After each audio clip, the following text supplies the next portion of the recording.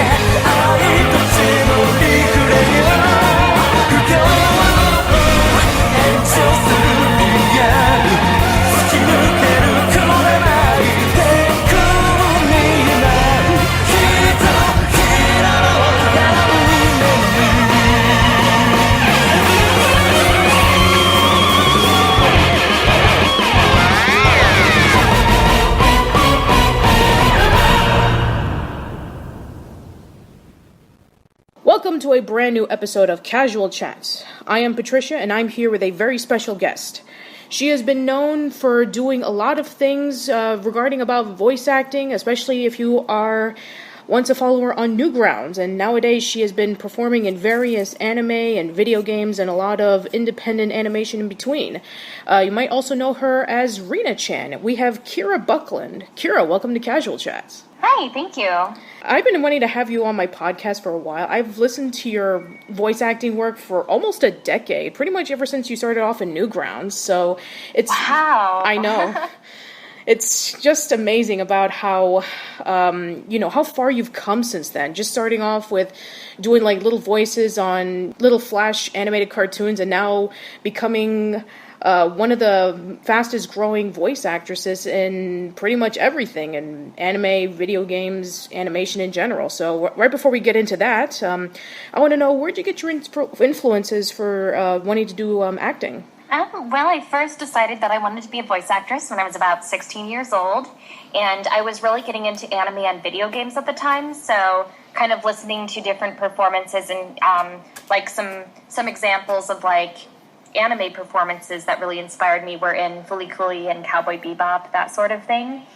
And I just kind of like started realizing, oh, there's people who do these voices, but I didn't know how to get into it or anything. Like, I grew up in Alaska, so obviously there's not going to be any voice acting work up there. But then people started talking about, hey, there's like these websites where you can do it online, and I signed up, and at the time there were just not a lot of females on Newgrounds, so I felt really lucky in that sense, because at the time I would get a lot of voice parts because people just get like their sister or like pitch up their own voice or something. So right. Are you originally from Alaska? What part of Alaska were you from?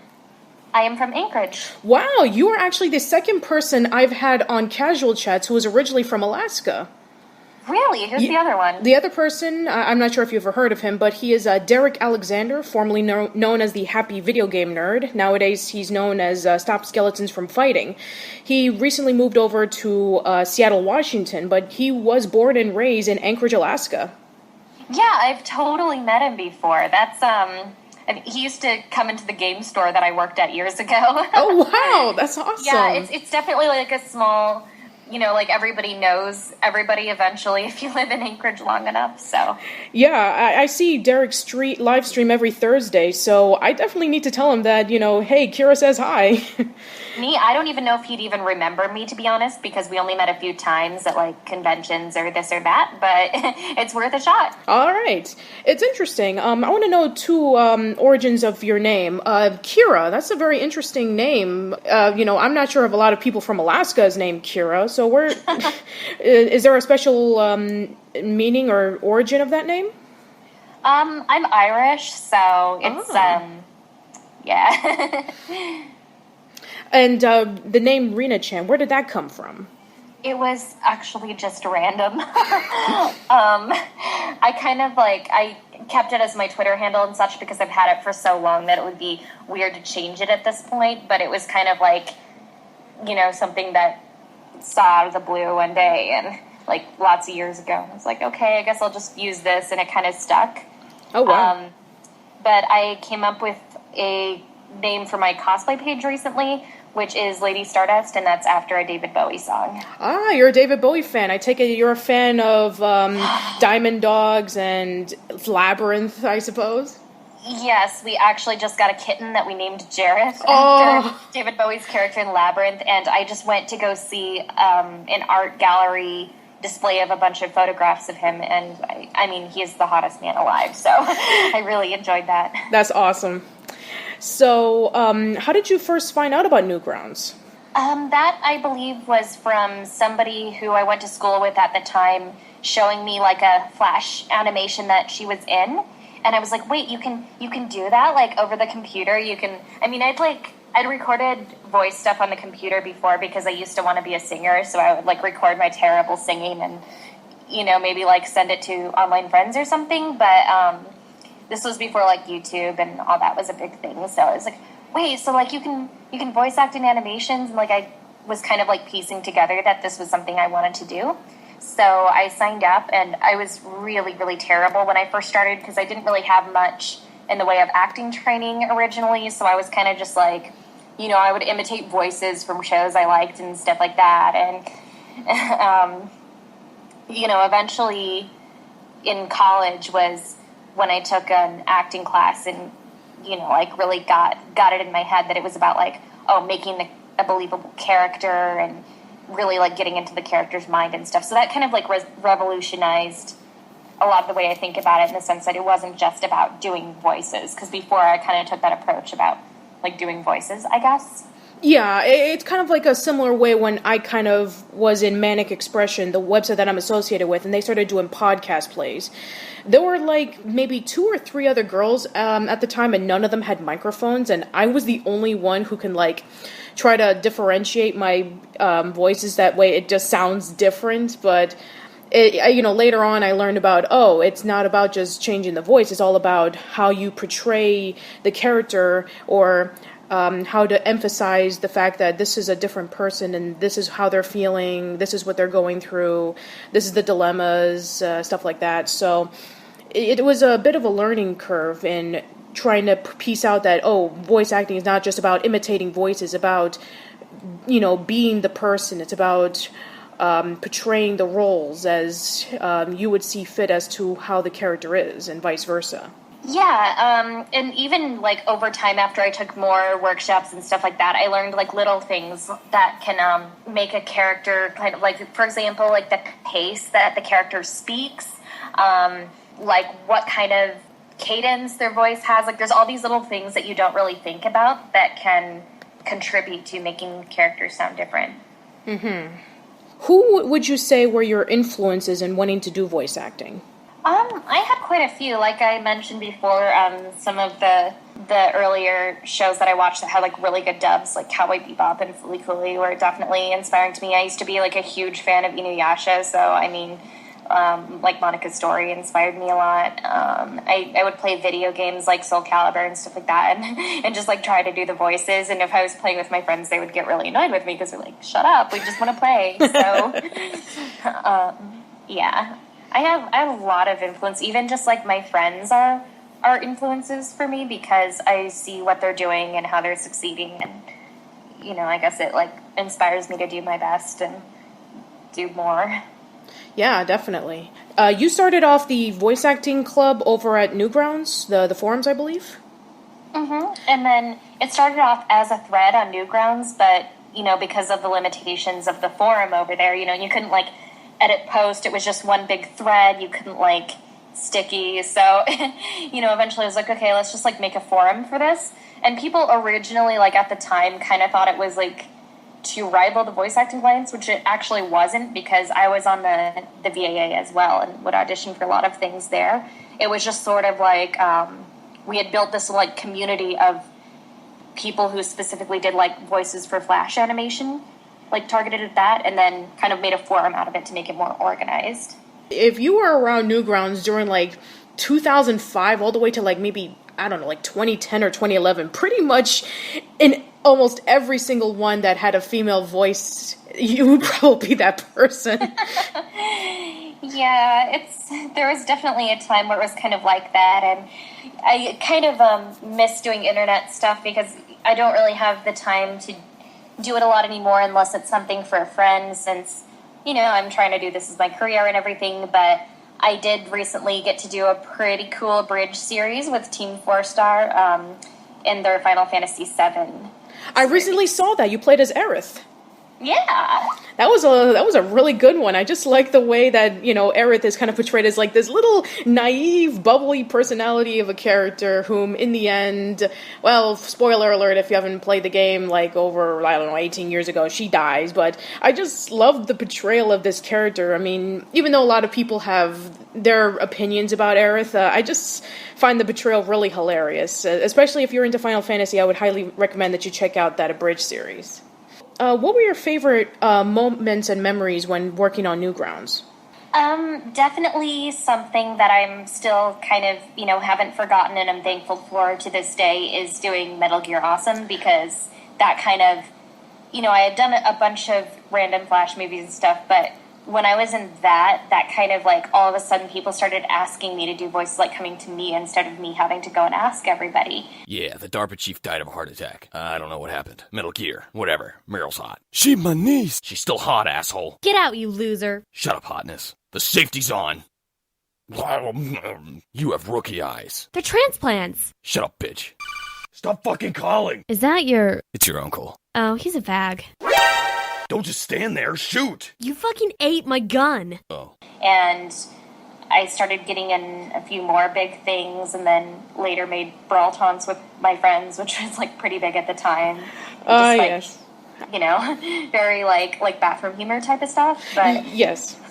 6 months ago, I actually had Chris Neosi on my podcast, and he briefly discussed about how Brawl Taunts wasn't exactly the proudest thing that he was ever a part of, and, I'm sure you've already talked about this story a billion times about, how Brawl Taunts got started and how it eventually became the series that it was, and so, if you want to briefly discuss about it, that's fine. If you are kind of regrettable about it, I completely understand.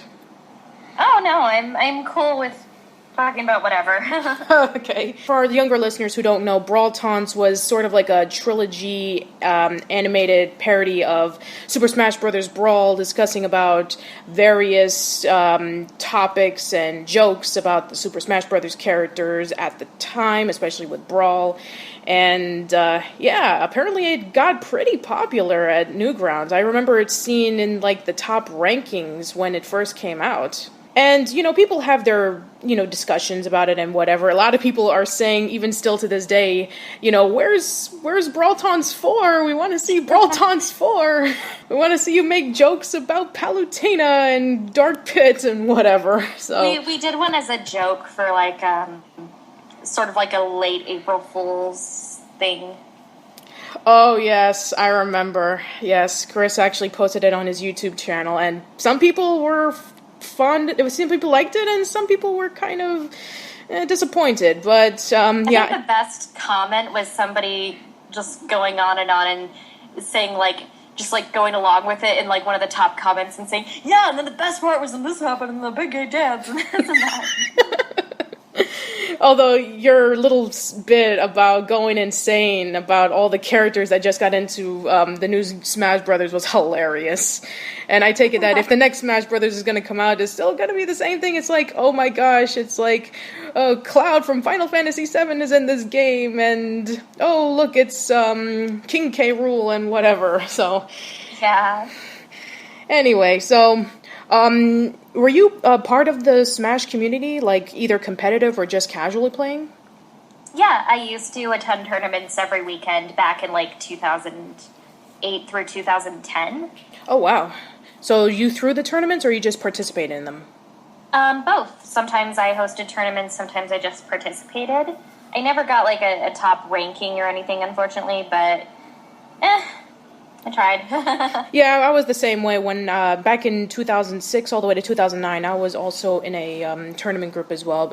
Other question, so what made you decide to eventually break out of Newgrounds and kind of like do your own thing? It was sort of, I don't know, it was a long process. And the time when I finally decided to kind of not really do online voice acting anymore unless it was for like a friend or a commission or something was because I was getting a lot of requests for things, and sometimes they would be very time consuming, lots of lines, and they would never get finished. And you know, there comes a point where it's just kind of like you start doing it for a living and you want to make money at what you do. And the other thing too was I just couldn't keep up with like, you know, the requests and the deadlines and stuff, and I wanted to be able to prioritize like my paid work and doing stuff like that, and not, you know, just be recording for hours for stuff that might not even come out or whatever. So what was that one moment in which you thought to yourself, you know, I want to try this professionally as opposed to doing this for fun? Well, I always wanted to from the very start. It was just when I lived in Alaska, there's not really the opportunity to do that, you know what I mean? But, right. You know, I saved up and moved out here to California, and, you know, that's just like always been my goal no matter what. Right. And I believe that in Anime Expo 2007, you were in a competition for voice acting, I believe? Yeah, that's sort of like what helped get my foot in the door to where I got my first audition with a company and stuff like that. And what was the first gig that you got professionally? I believe it was in this random DS game that, like, nobody really played it. It was called Away Shuffle Dungeon, but I bought it the day it came out, and I went to GameStop, and I was so happy, and I was like, yeah, I'm gonna get this game and play it because I'm in it, and it was just, like, the coolest feeling. And Castle Crashers was also one of the first games that I did, too, and I actually got that from Newgrounds. So. Oh, that's right. You were all the princesses, weren't you? Yeah. That's quite a feat in which you got to play not just one, but all of the princesses, especially in a huge game like Castle Crashers. I mean, granted, none of them talk much. They pretty just said, like, help me, and stuff like that, but it's, like, it was really exciting. Yeah, but I remember when that game first came out, everybody was, like, so hyped out about it. It's like, oh my gosh, it's like the next generation of Double Dragon and Streets of Rage and all those cool beat-em-ups from the 90s, and... similar to, that and Super Meat Boy, which was also from Newgrounds originally, that was kind of like the kickoff towards indie games. And you've been in a lot of indie games. And were there any differences between, like, working in an indie game as opposed to, like, working at a AAA title game? Yeah, well, I mean, for one thing, a lot of times for indie games, we just record them from home because they don't have the budget to get everyone into a studio and do that kind of stuff. So sometimes we'll still get directed live, like maybe on Skype, or if we're, if we live in the same place, we can do it in person. But, for most console games, anything that's not an indie game, you go in and record in the studio, and the director's there, and the client from the game company is there to kind of supervise everything and, make sure that everything's fitting within the context of the game. What is your favorite to do? Voice acting for a game or voice acting for an anime? I love doing both, but overall I suppose I prefer doing games just because I get more freedom with how to act for the most part, because when you're doing anime, obviously, since you're constricted by timing and the picture and the way the mouth moves, it's like you you just have to fit what's there, which can be helpful in a sense because it's like it's already like animated for you, and you can hear the Japanese, so you have something to go on. But at the same time, it's really hard because you have to multitask a lot. You have to be looking at. I mean, if it's a short line, I just kind of like memorize it quickly and then watch the picture while I do it. But if it's like a paragraph, then I'm having to kind of like watch both the screen and the script at the same time and make sure it fits and also act and make it sound believable. And it's like, I don't know, anime is a lot harder than people give it credit for. Like, I feel like a lot of people, especially who hate dubs, and I'm not saying that like all dubs are good or anything, because I've definitely seen my share of bad ones, but a lot of the people who just hate dubs in general tend to say like, oh, I could do this so much better, it's so easy, anybody could do it, and then it's like, they actually try to do it, and it's a lot harder than you think it is. Yeah, people don't give dubs a lot of credit, especially since dubs have gotten much better than it was 15 years ago. We're not having more of those, what are we fighting for, or any of those Jill sandwiches or whatever. They were still trying to kind of work around the fact that, you know, there was a limitation, and, you know, sometimes actors didn't really portray or didn't know how to act in certain situations in an anime or in a video game, and things have gotten much better since then. And I recently started giving more of a chance of the dub, and I still like the subtitled as well, but I've been giving more of the dub a chance, and I see that there's a lot of like great performances that happen during dubs, and I think people should give more of it a chance. Yeah, the other time too is or the other like thing that I wanted to point out that not a lot of people realize is that the actors only have so much control over the performance that they give, because sometimes the director wants something a certain way, or the client wants something a certain way, or maybe the script, maybe the line is just written really, you know, in a really cheesy way, because there's certain lines, it's like, even if you are, you know, doing your best and you have a great director and whatnot, it's just like, if the line is something really dumb or whatever, then it's like you're not going to be able to make that sound good. So there's so many parts of the puzzle that go into it, and it's not just like the actor getting to choose what they do. It's very much like, you know, I mean, in the audition you kind of get to like come up with, well, this is the idea that I would think this character would sound like based on the guidelines. But if you get cast and they're like, okay, so we liked this from your audition, but we want you to do the voice like deeper and more serious, or, you know, whatever.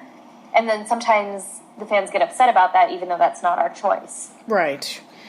It's completely understandable, and I think more people are starting to understand that now with recent interviews with a lot of actors and kind of understanding the behind the scenes of what goes on behind dubbing an anime.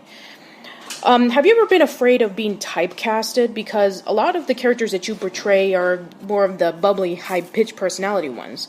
Are you afraid of being typecast as like one certain way? It's like, oh, you can't portray as this person because you're always portrayed as this person and this and that. I've actually been pretty lucky in that I've gotten to play like different characters, like different character types. I do have a typecast, but I really like my typecast because it's a lot of fun. I play a lot of mean girls, especially mean girls who look cute but are really evil. One of them actually just got announced today. I'm going to be the villain Mimette in the new Sailor Moon dub. Wow, so I'm really? about that. Nice. Yeah. That is a huge phenomenon in anime, so that's got to be amazing. I can tell from your laugh that you're really excited about this. I am. It's got to be amazing. Yeah, she's actually, this character is kind of similar to another character I played in the game Danganronpa 2, in the sense that they both, like, they kind of, like, look and act cute on the surface, but they're like, no, I'm going to destroy you, sort of thing.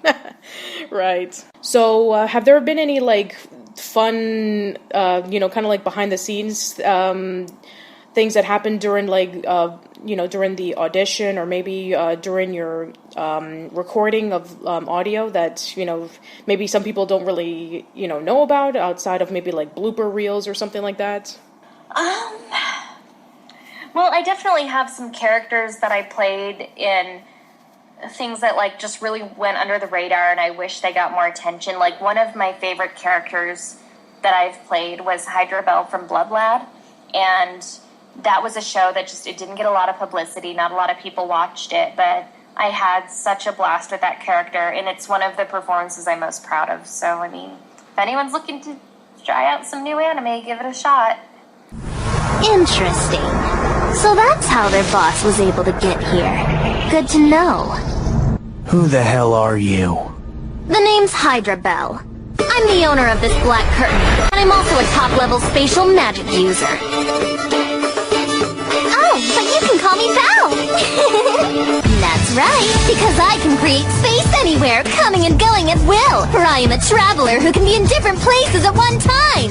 But my hobby is treasure hunting, and I travel between the human and demon worlds in search of the finest, most valuable riches imaginable.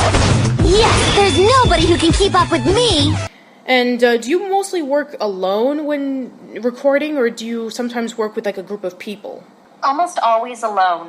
The only time I've gotten to record with other actors in the room was one time when I did a Prelay movie, which was the Lala Loopsy Girls movie on Netflix. Because usually if they're doing something where they're animating to voices, which I don't get to do a lot of those, then they will actually have a group of voice actors in the room. But for everything like, you know, dubbing, anime, video games, stuff like that, we all just go in one at a time. Well, that sounds pretty interesting. Not only are you well known in the anime and video game community, or, you know, the online community, but you're also known in the My Little Pony community, voicing various characters for, like, fan cartoons. So how did you get into that? Well, I got into that because back in, like, 2012, I think it was, like, or 2011, it was, like, when the show was first coming out. A whole bunch of my friends started talking about it, like including my guy friends, and they were changing their profile pictures to ponies and stuff like that. And I was like, okay, like what's going on? And everyone's like, oh, it's a really good show. You should watch it. And people kept saying, you sound like the main character. You could like, you know, like get on that and like voice match her for stuff or whatever. And then I watched it, and I ended up getting like pretty hooked on the show, and started auditioning for a few things as Twilight, and people were like, wow, you sound a lot like Twilight. So I just sort of like rolled with it. And then the cool thing is I ended up getting to sort of officially do it because they have these My Little Pony apps, and they, you know, for something like an app, they don't really have the budget to get the original voice actors, so they hired voice matches. So I got to do that, which was really cool. And I think you've been in a few brony conventions? Yeah, I actually used to go to quite a bit. I'm not really active in the community anymore, so the last con I went to was BabsCon, but I used to go like once a month. And I helped found the convention out here in Southern California, too. Oh, that's nice. It's nice that even though that you're not heavily part of it anymore, your impact has still been really good for the brony community. Yeah. I mean, for the most part, you voice a lot of characters, but there's actually one project that I really want to talk about. Dragon Star, a competitive fighting game. I recently saw the trailer for it at Adam Tilford's channel. Can you tell me a little bit more about that? Yeah, that's actually, it's been on a hiatus, but it's going to be coming back real soon, production-wise. It's called Dragon Star, A Story of Competitive Gaming, and it's centered around a high school club in Japan that meets like after school, and they play this fictional fighting game that we're creating for the story.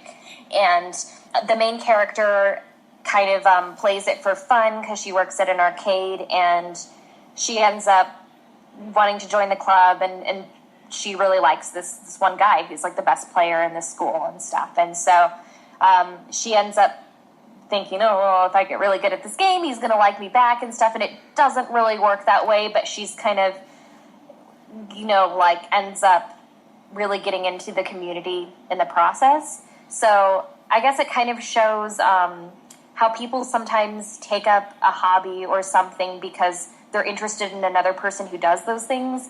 And then if it doesn't work out, they have to kind of really evaluate, is this something I actually like to do or not? So that's like part of her journey is figuring that out. And also dealing with her friendships and her relationships with her family, like her brother and whatnot. This battle will determine the fate of the universe.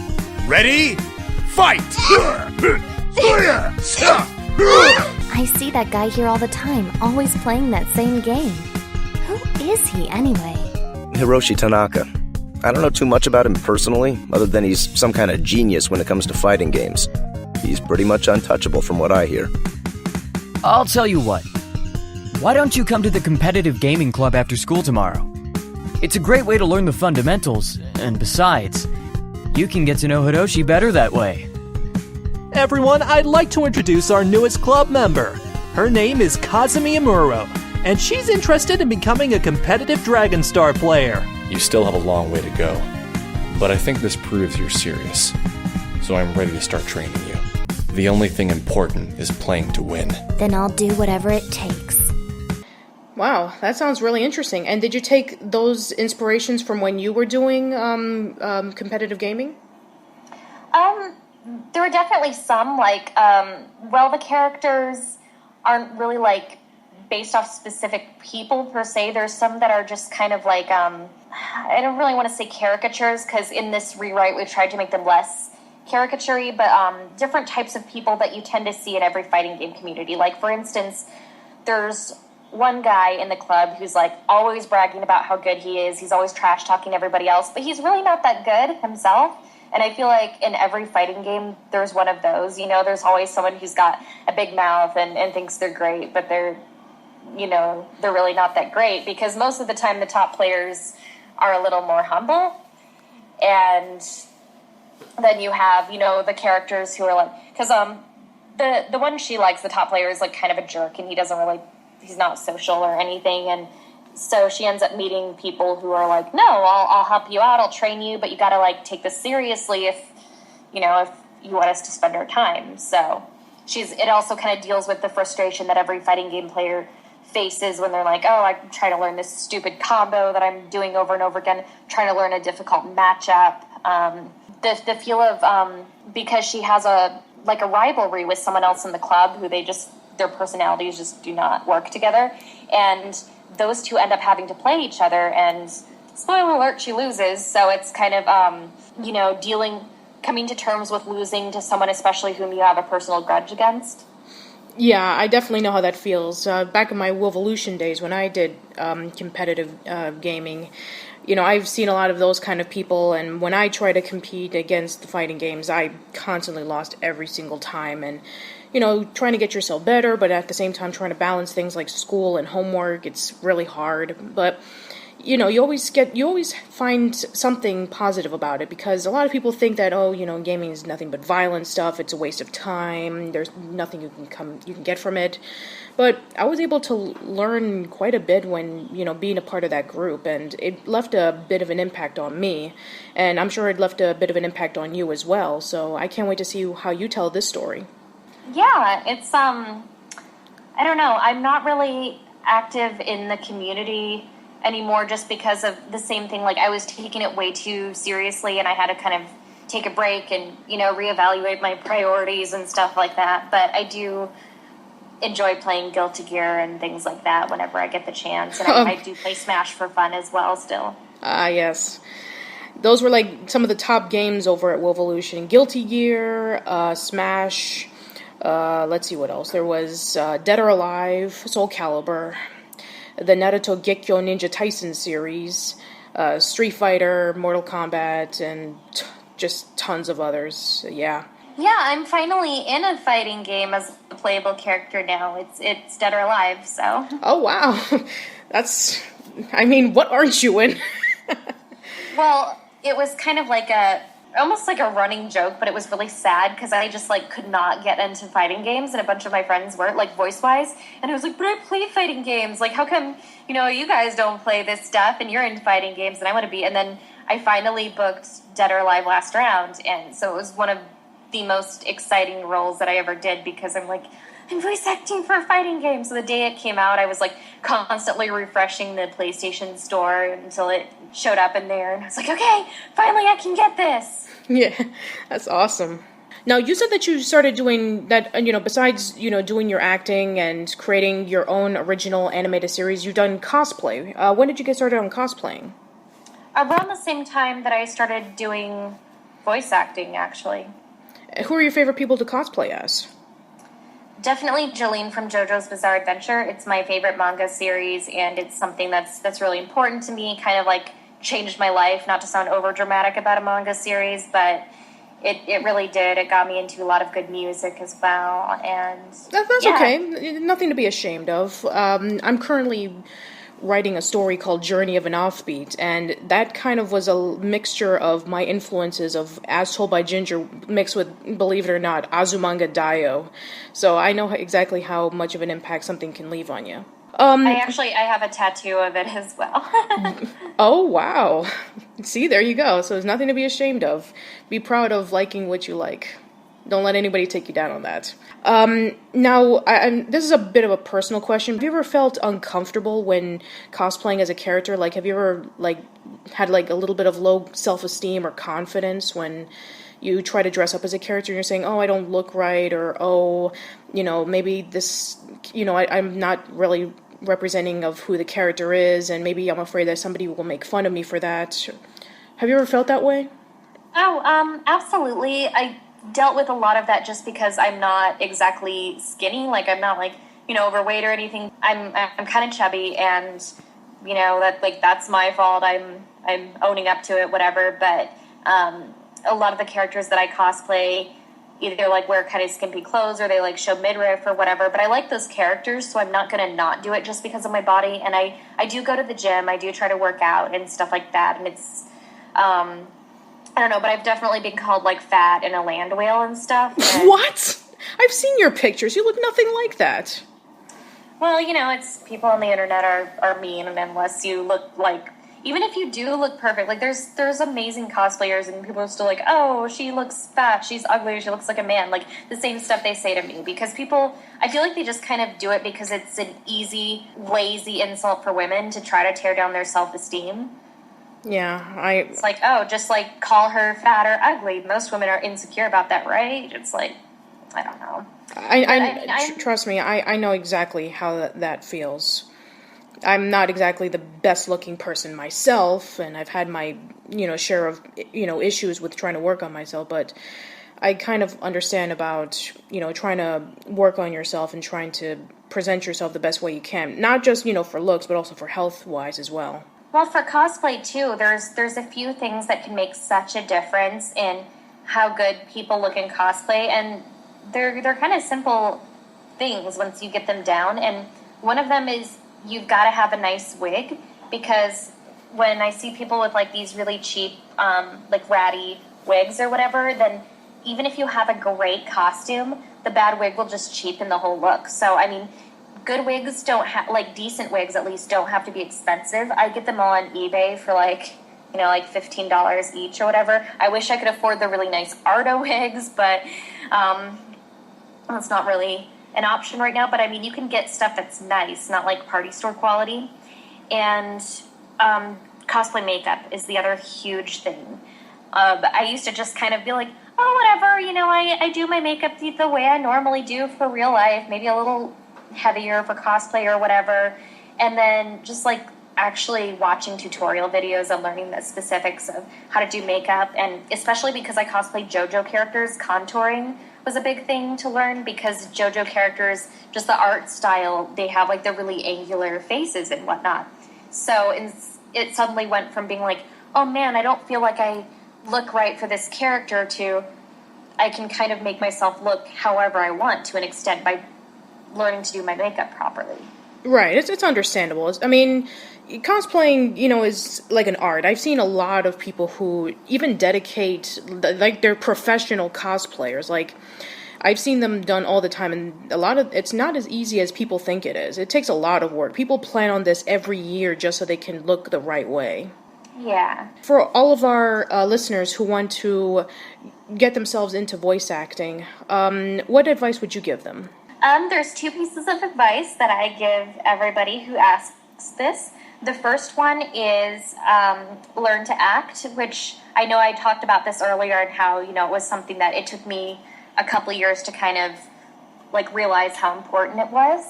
But there's a lot of people who say, oh, I want to be a voice actor because I have a good voice, or I can do a lot of characters, or I can sound like this character on this show or whatever. And it's great to be able to have a variety of voices and accents and things like that you can do. And it will definitely help, especially if you're just called in for incidentals, if they can cast you as, like, you know, a few different characters and you're versatile, that's great. But, like, it's okay to work on your strengths to start with and just learn to act, learn to make characters believable. Because even if you can only do a couple things, at first, if you can do them well, that's going to set you apart. And I guess, like, quality rather than quantity of voices in a sense. But, I mean, don't be afraid to experiment and try, like, you know, you can mess around with different voices and crazy stuff like that. But just, like, don't forget that the core of it is still, like, portraying a character and being believable, even if, you know, sometimes the definition of believable varies. Because if it's, like, you know, a crazy anime world, of course, you know, but it's got to, like, be believable in that universe, if you know what I mean. And the other thing is definitely to start voice acting as a hobby on Voice Acting Club, Voice Acting Alliance, stuff like that. I think Behind the Voice Actors now has something where people can audition, because by doing, like, these fan projects and stuff, even though it's not, like, official credit necessarily, it's something that will get you used to what you sound like when you're recording, because a lot of people have to get used to that. Working with a director, dealing with a deadline, just, like, all this different stuff. And it is so much better to learn stuff and make all your mistakes, because we all make tons of mistakes. I did. Make all your mistakes before going into an actual booth, you know what I mean? Because when you do get that opportunity to audition for, like, a real paying project, you want to make sure that you're ready for it. All right. And who have been your favorite characters that you've ever portrayed as, either in anime or video games, or even in your, you know, previous years when you were doing, like, online animated shows? Well, definitely Honoka from Dead or Alive last round, because I've always wanted to be a playable character in a fighting game, so that was really, really exciting for me, and I like to play as her and stuff. I like doing Hiyoko Sayonji from Danganronpa 2, because I was a big Danganronpa fan before I even got cast as the character. So that was, you know, it's always exciting to be cast in something that you're a fan of. I'm pretty excited to be in Sailor Moon. My character is going to be interesting in that. Disgaea 5 just came out, and I voiced the main female character, Serafina. Wait. As in, like, the pink-haired girl who had the ridiculous laugh? Yeah, That's the one! Yes, that's the one. I remember seeing that on the... I think it was a preview on Game Trailers, and they were discussing about that game, and I was like, that laugh sounds so familiar, and then I just put it to the side, and it's like, oh, wait, now I think... Is that Kira Buckland? Maybe? I'm not sure, but now you just confirmed it, so... Wow, yeah, that's pretty cool. And that was one of those really cool, like, full circle things, because way back in the day, I used to, like, voice, like, the older Disgaea characters for, like, Newgrounds flashes and stuff. And so you know, to actually be in one of the official games is amazing. That's great. Anybody else? I mean, I like everyone that I've done, but there's something else that's pretty exciting, but it's not coming out till later this month. Again, I really liked Hydra Bell and Blood Lad. It's a shame that series didn't get more recognition, because it was super awesome. I really liked you as Forever from Tome. I recently rewatched all the episodes because Chris has been putting up the Fact Bubble specials, and I you know, again, you know, voicing as this pink-haired character who's, like, really hyped up is, like, really hilarious. Yeah, it was so me, like, that type of character. And, you know, according to the commentaries and all that stuff that he was discussing about, you know, he actually wanted to have you as Flame Girl, the main lead. And he was like, you know, I want to try somebody else. And, you know, having you as Forever was, like, perfect, because, you know, having you being this, you know, kooky pink-haired girl who's, like, the announcer, kind of like that announcer from Yu Yu Hakusho, was really hilarious. Yeah, and I think the person who he got for Flame Girl Anna Kingsley is a really, really good fit, and it kind of, like, you know, boosted her a little bit more to get a role like that. Yeah, definitely. What was it like being surrounded by all those people and the reactions, and then eventually when he introduced you up into the stage, what was that like? Well, again, I mean, my character barely shows up in tomes, so it wasn't like, oh, they're for me sort of thing at all. But well, not just for you, but, just for, you were in the show for, one time, and then seeing, Chris, because you were, you've been friends with him for a long time, you've had, a history together, so seeing him present, his own original stuff in front of, all these fans that, when he first started doing it, he didn't know if it was going to become a success. We even talked about it briefly when he was on my podcast, so... I mean, what was that like for you to, maybe not for you as, a person who, was in the show, but just, somebody in general for hearing all the people, react and, just seeing how everything just kind of, concluded? Well, Chris has been my friend for a lot of years now, and so I was just, so proud of him. I think I, tweeted right after, dude, I am, so proud of you, because that's... it's hard to get original series noticed, and just the fact that he was able to take something from his imagination and make it into this whole show with, a fan base and people cosplaying from it, it was really, really cool to see him getting that kind of recognition, and it kind of inspired me to, do that someday with my original series, hopefully. Yeah, that'd be great. It would be awesome if maybe you can have, your first episode and maybe somewhere like Anime Expo, and maybe someday down the line people will be able to cosplay as your characters. Who knows? Yeah, I mean, that would be amazing. It's, that's pretty far off in the future, but hey, hope big. Yeah, definitely. I mean, look what, look where you started from. Just starting off with doing, little voices in Newgrounds, and now Sailor Moon. That's just, I mean, it's nothing is impossible. You always just reach for the stars, and if you work hard and if you, believe that you can do it, then anything can be done. I think that can conclude this episode. So do you have anything to plug or self-promote? Well, definitely Disgaea 5. Go ahead and get that. I've got something else coming out later this month. I don't know, it might be out by the time the podcast is released, but either way, I'll be definitely posting about that, so you'll know what it is when the time comes. Very exciting show coming out next year, but sadly I won't be able to talk about that for a while. Most of the stuff we can't talk about till it comes out, so it's it's really hard waiting, but the most recent things that I announced were definitely Disgaea 5 and then my Sailor Moon character. All right, and where can people find you at? I have a Twitter account. It's at Rina-chan. I have a Facebook page. You can just search my name and then like my page if you want to. I have Instagram at Killer Coffee Queen. I'm pretty much on, everything, so... All right, great. So, once again, Kira, thank you so much for coming into the podcast. It's been a really big honor having you here, knowing your work for pretty much a decade, so this has been awesome. Thank you so much for being here. Yeah, thank you for having me. And that concludes this episode of Casual Chats, and we will hope to see you in the next one, so take care.